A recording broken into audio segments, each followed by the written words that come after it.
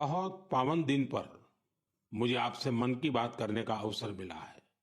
आज चैत्र माह के शुक्ल पक्ष की प्रतिपदा तिथि है। आज से चैत्र नवरात्र की शुरुआत हो रही है। आज से भारतीय नववर्ष का भी आरंभ हो रहा है। इस बार विक्रम संवत 2082 शुरू हो रहा है। इस समय मेरे सामने आपकी ढेर सारी चिट्ठियां रखी हुई है। कोई बिहार से हैं, कोई बंगाल से, कोई तमिलनाडु से हैं, कोई गुजरात से हैं।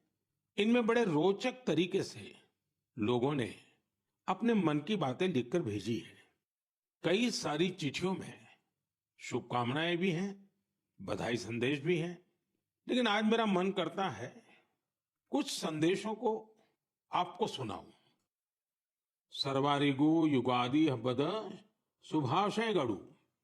अगला संदेश है अंदरी की उगादि शुभाकांक्षलु।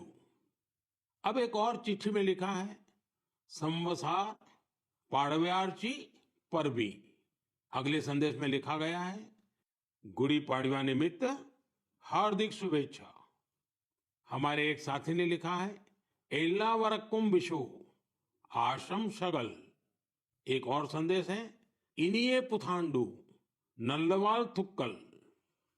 साथियों, आप ये तो समझ गए होंगे कि अलग अलग भाषाओं में भेजे गए संदेश हैं, लेकिन क्या आप इसकी वजह जानते हैं?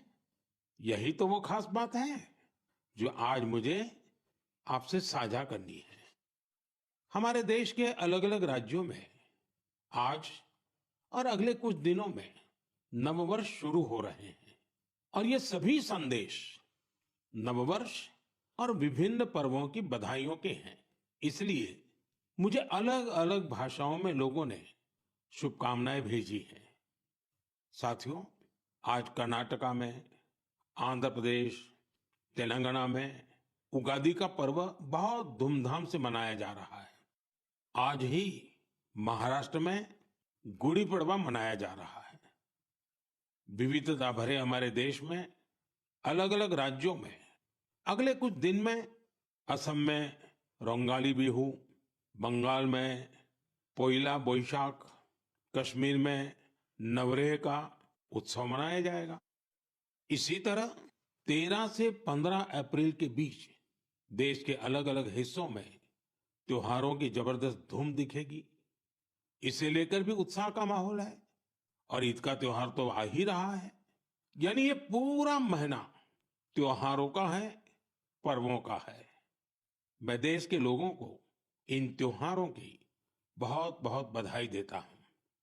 हमारे ये त्योहार भले ही अलग अलग क्षेत्रों में हो, लेकिन ये दिखाते हैं कि भारत की विविधता में भी कैसे एकता पिरोई हुई है। इस एकता की भावना को हमें निरंतर मजबूत करते चलना है। साथियों, जब परीक्षाएं आती हैं तो युवा साथियों के साथ मैं परीक्षा पे चर्चा करता हूं। अब परीक्षाएं हो चुकी हैं। बहुत सारे स्कूलों में तो दोबारा क्लास शुरू होने की तैयारी हो रही है। इसके बाद गर्मी की छुट्टियों का समय भी आने वाला है। साल के इस समय का बच्चों को बहुत इंतजार रहता है। मुझे तो अपने बचपन के दिन याद आ गए जब मैं और मेरे दोस्त दिन भर कुछ ना कुछ उत्पात मचाते रहते थे, लेकिन साथ ही हम कुछ कंस्ट्रक्टिव भी करते थे, सीखते भी थे। गर्मियों के दिन बड़े होते हैं। इसमें बच्चों के पास करने को बहुत कुछ होता है। ये समय किसी नई हॉबी को अपनाने के साथ ही अपने हुनर को और तराशने का भी है। आज बच्चों के लिए ऐसे प्लेटफॉर्म की कमी नहीं जहां वे काफी कुछ सीख सकते हैं।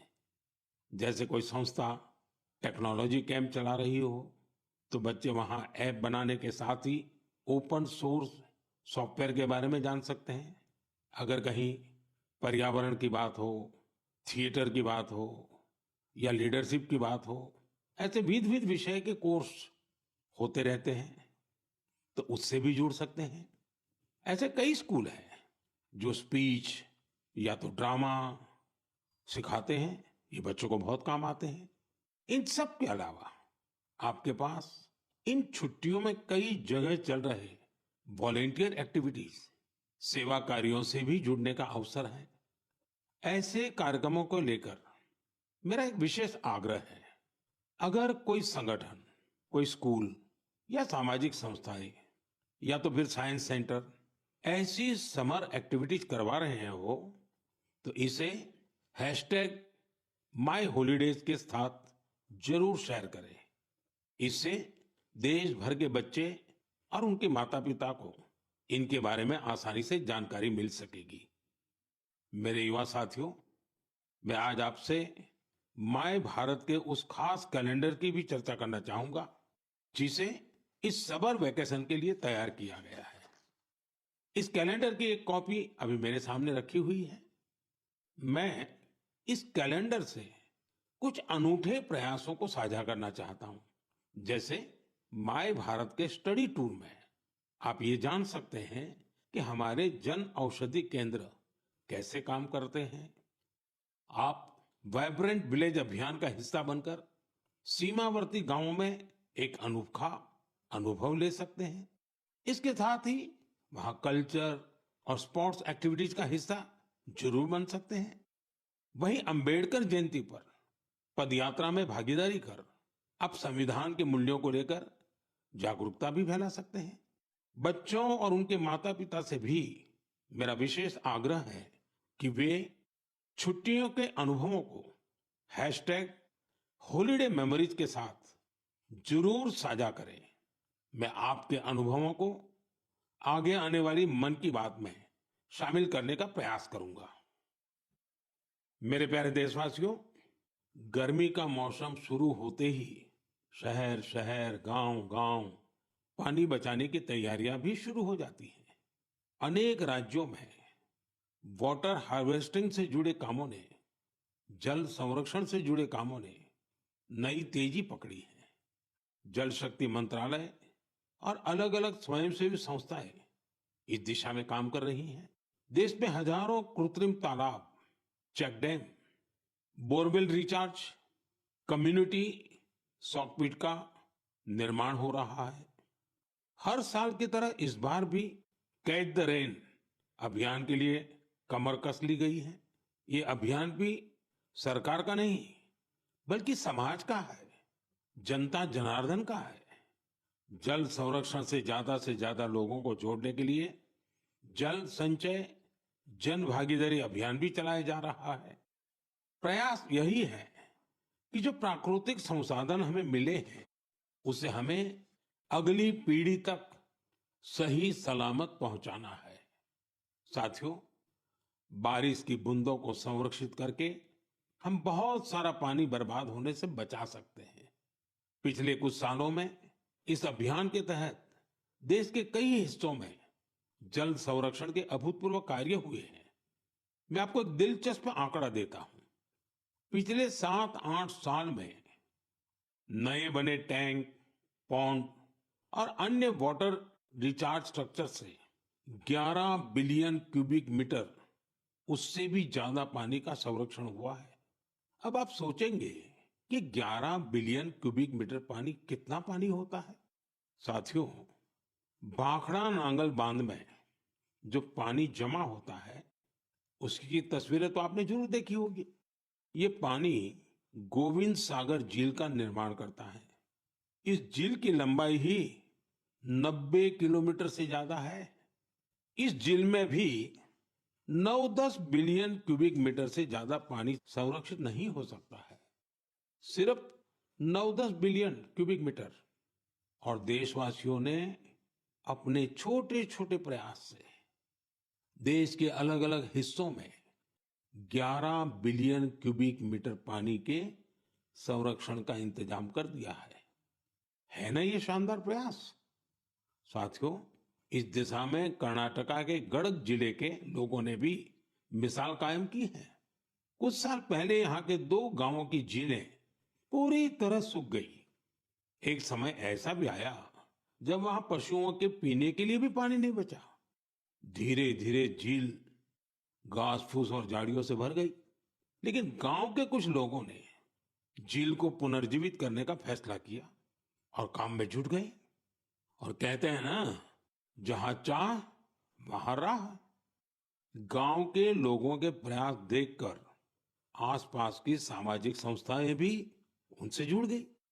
सब लोगों ने मिलकर कचरा और कीचड़ साफ किया और कुछ समय बाद झील वाली जगह बिल्कुल साफ हो गई। अब लोगों को इंतजार है बारिश के मौसम का। वाकई ये कैच द रेन अभियान का शानदार उदाहरण है। साथियों, आप भी सामुदायिक स्तर पर ऐसे प्रयासों से जुड़ सकते हैं। इस जन आंदोलन को आगे बढ़ाने के लिए आप अभी से योजना जरूर बनाइए। और आपको एक और बात याद रखनी है, हो सके तो गर्मियों में अपने घर के आगे मटके में ठंडा जल जरूर रखिए। घर की छत पर या बरामदे में भी पक्षियों के लिए पानी रखिए। देखिएगा, ये पुण्य कार्य करके आपको कितना अच्छा लगेगा।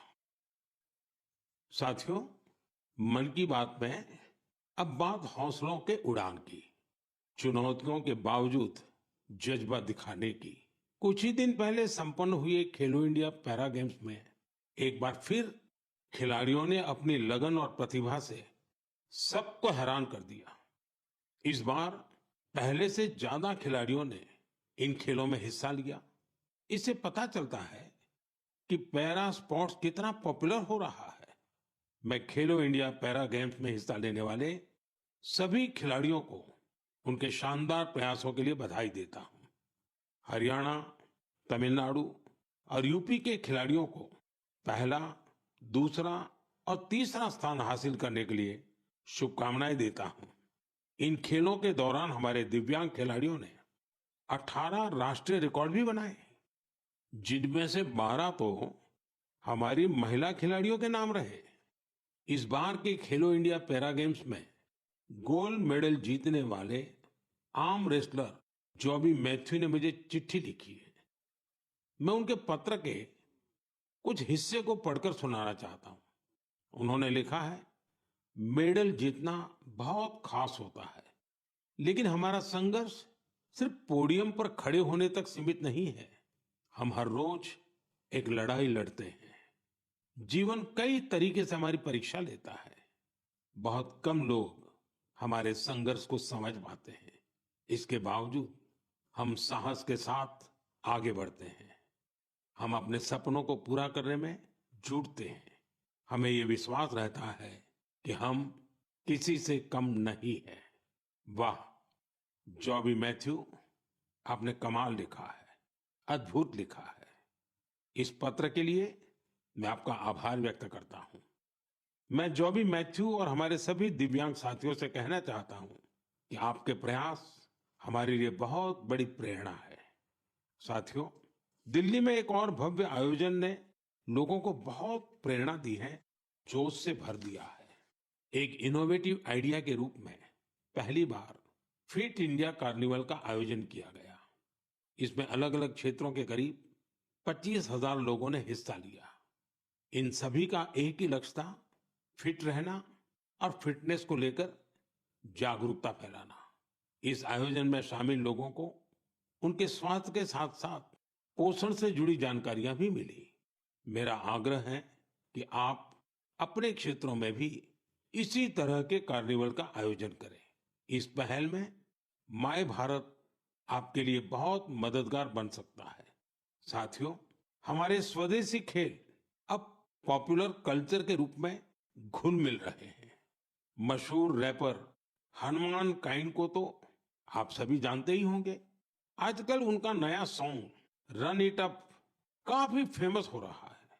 इसमें कलारियापट्टू, गतका और थांगता जैसी हमारी पारंपरिक मार्शल आर्ट्स को शामिल किया गया है। मैं हनुमान काइंड को बधाई देता हूं कि उनके प्रयास से हमारी पारंपरिक मार्शल आर्ट्स के बारे में दुनिया के लोग जान पा रहे हैं। मेरे प्यारे देशवासियों, हर महीने मुझे माय गॉव और नमो ऐप पर आपके ढेरों संदेश मिलते हैं। कई संदेश मेरे मन को छू लेते हैं तो कुछ गर्व से भर देते हैं। कई बार तो इन संदेशों में हमारी संस्कृति और परंपराओं के बारे में अनोखी जानकारी मिलती है। इस बार जिस संदेश ने मेरा ध्यान खींचा उसे मैं आपसे साझा करना चाहता हूँ। वाराणसी के अथर्व कपूर, मुंबई के आर्यश लिखा और अत्रेय मान ने मेरी हाल की मॉरिशस यात्रा पर अपनी भावनाएं लिखकर भेजी है। उन्होंने लिखा है, इस यात्रा के दौरान गीत गवई की परफॉर्मेंस से उन्हें बहुत आनंद आया। पूर्वी उत्तर प्रदेश और बिहार से आए बहुत सारे पत्रों में मुझे ऐसी ही भावुकता देखने को मिली है। मॉरिशस में गीत गवई की शानदार परफॉर्मेंस के दौरान मैंने वहां जो महसूस किया वो वाकई अद्भुत है। साथियों, जब हम जड़ से जुड़े रहते हैं तो कितना ही बड़ा तूफान आए, तूफान हमें उखाड़ नहीं पाता। आप कल्पना करिए, करीब 200 साल पहले भारत से कई लोग गिरमिटिया मजदूर के रूप में मॉरिशस गए थे। किसी को नहीं पता था कि आगे क्या होगा, लेकिन समय के साथ वे वहां रस बस गए। मॉरिशस में उन्होंने अपनी एक बड़ी पहचान बनाई। उन्होंने अपनी विरासत को सहेज कर रखा और जड़ों से जुड़े रहे। मॉरिशस ऐसा अकेला उदाहरण नहीं है। पिछले साल जब मैं गयाना गया था तो वहां की चौताल परफॉर्मेंस ने मुझे बहुत प्रभावित किया था। साथियों, अब मैं आपको एक ऑडियो सुनाता हूँ।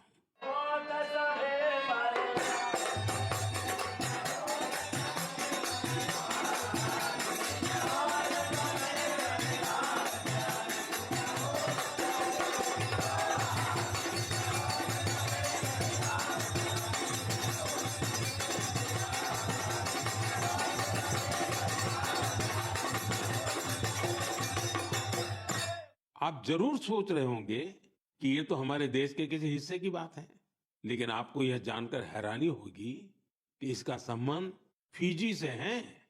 यह फिजी का बहुत ही लोकप्रिय फगवा चौताल है। ये गीत और संगीत हर किसी में जोश भर देता है। मैं आपको एक और ऑडियो सुनाता हूँ।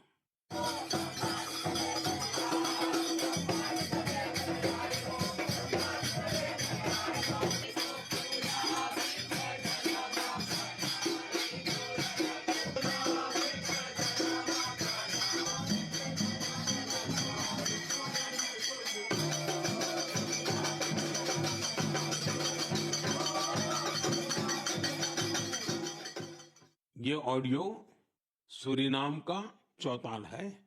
इस कार्यक्रम को टीवी पर देख रहे देशवासी सूरीनाम के राष्ट्रपति और मेरे मित्र चान संतोखी जी को इसका आनंद लेते हुए देख सकते हैं।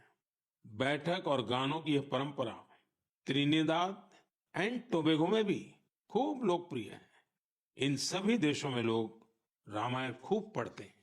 यहाँ फगवा बहुत लोकप्रिय है और सभी भारतीय पर्व त्योहार पूरे उत्साह के साथ मनाए जाते हैं। उनके कई गाने भोजपुरी, अवधी या मिश्रित भाषा में होते हैं। कभी कभार ब्रज और मैथिली का भी उपयोग होता है। इन देशों में हमारी परंपराओं को सहेजने वाले सभी लोग सराहना के पात्र हैं। साथियों, दुनिया में ऐसे कई संगठन भी हैं जो वर्षों से भारतीय संस्कृति को संरक्षित करने का कार्य कर रहे हैं। ऐसा ही एक संगठन है Singapore Indian fine arts society.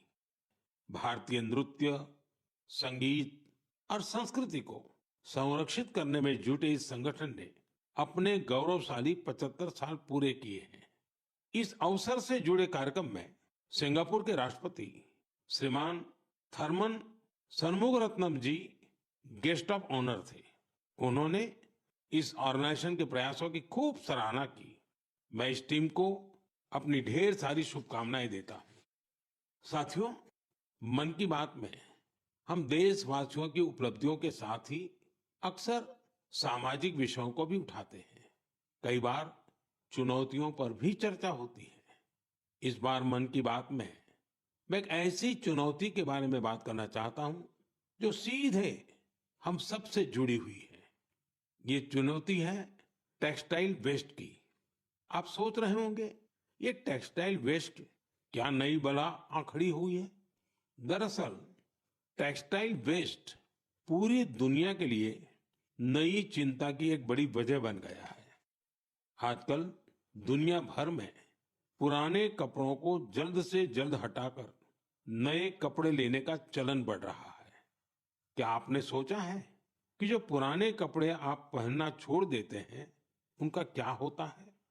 यही टेक्सटाइल वेस्ट बन जाता है।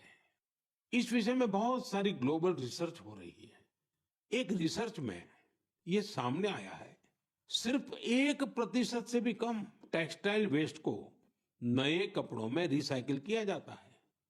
1% से भी कम। भारत दुनिया का तीसरा ऐसा देश है जहां सबसे ज्यादा टेक्सटाइल वेस्ट निकलता है। यानी चुनौती हमारे सामने भी बहुत बड़ी है। लेकिन मुझे खुशी है कि हमारे देश में इस चुनौती से निपटने के लिए कई सराहनीय प्रयास किए जा रहे हैं। कई भारतीय स्टार्टअप्स ने टेक्सटाइल रिकवरी फैसिलिटीज पर काम शुरू किया है। कई ऐसी टीमें हैं जो कचरा बीनने वाले हमारे भाई बहनों के सशक्तिकरण के लिए भी काम कर रही हैं। कई युवा साथी सस्टेनेबल फैशन के प्रयासों में जुड़े हैं। वे पुराने कपड़ों और जूते चप्पलों को रिसाइकल कर जरूरतमंदों तक पहुंचाते हैं। टेक्सटाइल वेस्ट से सजावट की चीजें, हैंडबैग, स्टेशनरी और खिलौने जैसी कई वस्तुएं बनाई जा रही हैं। कई संस्थाएं आजकल सर्कुलर फैशन ब्रांड को पॉपुलर बनाने में जुटी हैं। नए नए रेंटल प्लेटफॉर्म भी खुल रहे हैं जहां डिजाइनर कपड़े किराए पर मिल जाते हैं। कुछ संस्थाएं पुराने कपड़े लेकर उसे दोबारा उपयोग करने लायक बनाती हैं और गरीबों तक पहुंचाती हैं। साथियों, टेक्सटाइल वेस्ट से निपटने में कुछ शहर भी अपनी नई पहचान बना रहे हैं। हरियाणा का पानीपत टेक्सटाइल रिसाइकलिंग के ग्लोबल हब के रूप में उभर रहा है। बेंगलुरु भी इनोवेटिव टेक्स सॉल्यूशंस से अपनी एक अलग पहचान बना रहा है। यहाँ आधे से ज्यादा टेक्सटाइल वेस्ट को जमा किया जाता है, जो हमारे दूसरे शहरों के लिए भी एक मिसाल है। इसी प्रकार तमिलनाडु का तिरुपुर वेस्ट वाटर ट्रीटमेंट और रिन्यूएबल एनर्जी के माध्यम से टेक्सटाइल वेस्ट मैनेजमेंट में जुटा हुआ है। मेरे प्यारे देशवासियों, आज फिटनेस के साथ साथ काउंट का बड़ा रोल हो गया है। एक दिन में कितने स्टेप्स चले, इसका काउंट। एक दिन में कितनी कैलोरीज खाई, इसका काउंट। कितनी कैलोरीज बर्न की, इसका काउंट। इतने सारे काउंट्स के बीच एक और काउंटडाउन शुरू होने वाला है, इंटरनेशनल योगा डे का काउंटडाउन। योग दिवस में अब 100 दिन से भी कम समय रह गया है। अगर आपने अपने जीवन में अब तक योगा को शामिल नहीं किया है, तो अब जरूर कर लीजिए। अभी देर नहीं हुई है। 10 साल पहले 21 जून 2015 को पहला अंतर्राष्ट्रीय योग दिवस मनाया गया था। अब तो इस दिन ने योग के एक विराट महोत्सव का रूप ले लिया है। मानवता को भारत की ओर से यह एक ऐसा अनमोल उपहार है जो भविष्य की पीढ़ी के बहुत काम आने वाला है। साल 2025 के योग दिवस की थीम रखी गई है, yoga for one earth one health. यानी हम योग के जरिए पूरे विश्व को स्वस्थ बनाने की कामना करते हैं। साथियों, यह हम सबके लिए गर्व करने वाली बात है कि आज हमारे योग और ट्रेडिशनल मेडिसिन को लेकर पूरी दुनिया में जिज्ञासा बढ़ रही है। बड़ी संख्या में युवा योग और आयुर्वेद को वेलनेस का एक बेहतरीन माध्यम मानकर इसे अपना रहे हैं। अब जैसे साउथ अमेरिका का देश चिली है, वहां आयुर्वेद तेजी से लोकप्रिय हो रहा है।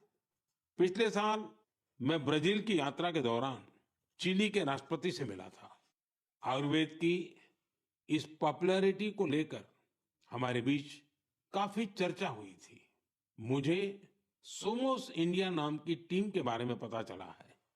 स्पेनिश में इसका अर्थ है वी आर इंडिया।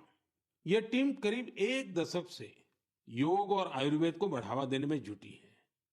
उनका फोकस ट्रीटमेंट के साथ साथ एजुकेशनल प्रोग्राम्स पर भी है। वे आयुर्वेद और योग से संबंधित जानकारियों को स्पेनिश लैंग्वेज में ट्रांसलेट भी करवा रहे हैं। सिर्फ पिछले वर्ष की बात करें तो उनके अलग अलग इवेंट्स और कोर्सेज में करीब 9,000 लोगों ने हिस्सा लिया था। मैं इस टीम से जुड़े सभी लोगों को उनके इस प्रयास के लिए बहुत बहुत बधाई देता हूं। मेरे प्यारे देशवासियों, मन की बात में अब एक चटपटा सा और अटपटा सा सवाल। आपने कभी फूलों की यात्रा के बारे में सोचा है? पेड़ पौधों से निकले कुछ फूलों की यात्रा मंदिरों तक होती है। कुछ फूल घर को सुंदर बनाते हैं, कुछ इत्र में घुलकर हर तरफ खुशबू फैलाते हैं। लेकिन आज मैं आपको फूलों की एक और यात्रा के बारे में बताऊंगा। आपने महुआ के फूलों के बारे में जरूर सुना होगा। हमारे गांवों और खास करके आदिवासी समुदाय के लोग इसके महत्व के बारे में अच्छी तरह जानते हैं। देश के कई हिस्सों में महुआ के फूलों की यात्रा अब एक नए रास्ते पर निकल पड़ी है। मध्य प्रदेश के छिंदवाड़ा जिले में महुआ के फूल से कुकीज बनाए जा रहे हैं। राजाखो गांव की 4 बहनों के प्रयास से ये कुकीज बहुत लोकप्रिय हो रहे हैं। इन महिलाओं का जज्बा देखकर एक बड़ी कंपनी ने इन्हें फैक्ट्री में काम करने की ट्रेनिंग दी। इनसे प्रेरित होकर गांव की कई महिलाएं इनके साथ जुड़ गई हैं। इनके बनाए महुआ कुकीज की मांग तेजी से बढ़ रही है। तेलंगाना के आदिलाबाद जिले में भी 2 बहनों ने महुआ के फूलों से नया एक्सपेरिमेंट किया है। वो इनसे तरह तरह के पकवान बनाती हैं, जिन्हें लोग बहुत पसंद करते हैं। उनके पकवानों में आदिवासी संस्कृति की मिठास भी है। साथियों, मैं आपको एक और शानदार फूल के बारे में बताना चाहता हूं और इसका नाम है कृष्ण कमल। क्या आप गुजरात के एकता नगर में स्टैच्यू ऑफ यूनिटी को देखने गए हैं? स्टैच्यू ऑफ यूनिटी के आसपास आपको ये कृष्ण कमल बड़ी संख्या में दिखेंगे। ये फूल पर्यटकों का मन मोह लेते हैं। ये कृष्ण कमल एकता नगर के आरोग्य वन, एकता नर्सरी, विश्व वन और मियावाकी फॉरेस्ट में आकर्षण का केंद्र बन चुके हैं। यहाँ योजनाबद्ध तरीके से लाखों की संख्या में कृष्ण कमल के पौधे लगाए गए हैं। आप भी अपने आसपास देखेंगे तो आपको फूलों की दिलचस्प यात्राएं दिखेगी। आप अपने क्षेत्र में फूलों की ऐसी अनोखी यात्रा के बारे में मुझे भी लिखिएगा। मेरे प्यारे साथियों, आप मुझे हमेशा की तरह अपने विचार, अनुभव और जानकारियां साझा करते रहें। हो सकता है आपके आसपास कुछ ऐसा हो रहा हो जो सामान्य लगे, लेकिन दूसरों के लिए वो विषय बहुत रोचक और नया होगा।